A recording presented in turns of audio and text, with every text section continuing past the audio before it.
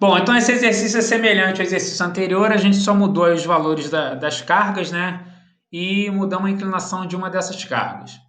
Então, substituir as cargas atuantes na viga por uma única resultante, essa é a primeira parte do nosso problema.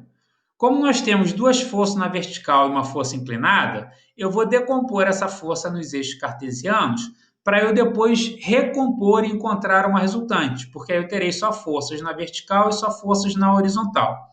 Então, essa força F1 ela vai apresentar uma componente na horizontal, que eu vou chamar de F1x, e uma componente na vertical, que eu vou chamar de F1y. O ângulo de 15 graus está aqui, ó, ao lado da componente F1y. Ao lado significa a relação de adjacência, ou seja, a gente vai trabalhar com cosseno. Então, F1y ela vai ser o produto da força F1 vezes o cosseno de 15 graus. Então, dessa maneira, a gente consegue calcular primeiro o valor de F1. Então, F1, a partir dessa relação de adjacência, a gente descobre que ela vale 386,37 kgf. Se eu já utilizei cosseno para calcular F1y, então para F1x eu vou utilizar agora o seno e vou calcular o valor do seno.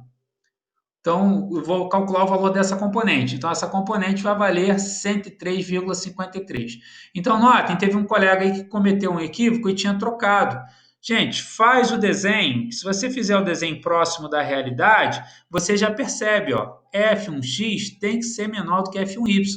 Então, se deu trocado aqui, ó, é porque onde era para você colocar cosseno, você colocou seno, e onde era para colocar seno, você colocou cosseno. Então, basta inverter e aí vai estar certinho. Às vezes a resposta dá indício para a gente de que se a gente calculou de forma correta ou não, tá bom?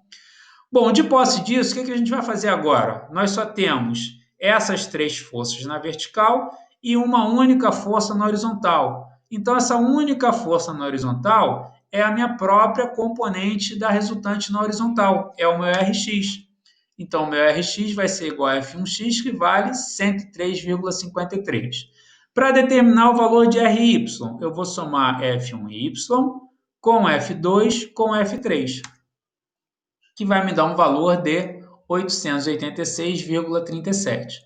De posse agora do meu Rx, que vale 103,53, e do meu Ry, que vale 886,37, duas forças que formam entre si um ângulo de 90 graus, fazendo aqui a regra do paralelogramo, geometricamente ou graficamente eu determino aqui a minha resultante, que a gente sabe que analiticamente, né, algebricamente, a gente vai calcular utilizando o teorema de Pitágoras. Então, o quadrado da hipotenusa igual a soma dos quadrados dos catetos.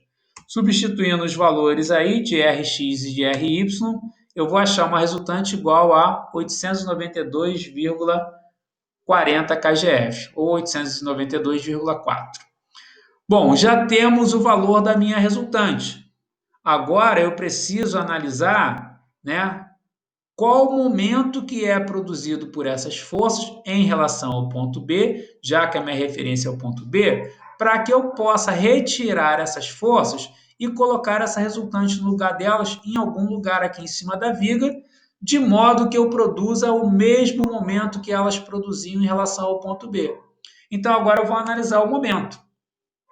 O momento ele é o produto da força pela distância. Então vamos analisar as forças, ó. Aqui eu vou utilizar a componente vertical Fy para calcular o momento dela em relação ao ponto B, porque eu sei que Fy ela está a 4,2 metros em relação ao ponto B. Então minha primeira componente de momento vai ser F1y vezes 4,2. Se eu esquecer, né, as outras forças e pensar só em F1y, F1y tende a fazer com que a viga gire no sentido anti-horário. Então, eu tenho aqui um momento negativo.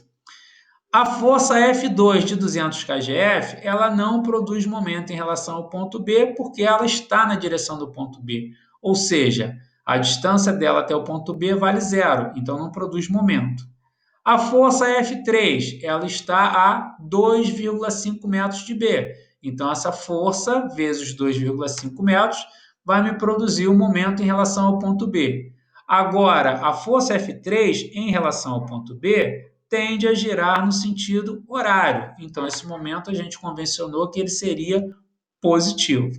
A força F1x, embora desenhada aqui, ó, como a gente está desprezando a espessura da viga, então é como se ela passasse pelo ponto B também. Então não produz momento, a gente não vai levá-la em consideração. Substituindo os valores, e aqui de novo sai um A, hein?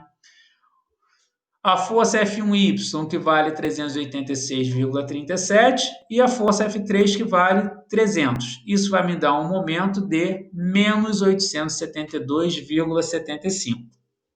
Então, notem o seguinte, gente, ó, esse sinal de menos, ele serve para indicar para a gente que essas três forças produzem um momento em relação ao ponto B que tendem a fazer com que a viga gire no sentido anti-horário. Então, esse valor negativo significa que é um momento que gira no sentido anti-horário.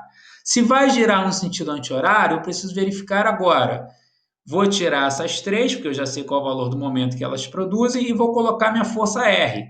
Se eu colocar a minha força R, a minha resultante aqui do lado direito, ó, ela vai tender a fazer com que a viga gire no sentido horário. E não é isso que eu quero no sentido anti-horário.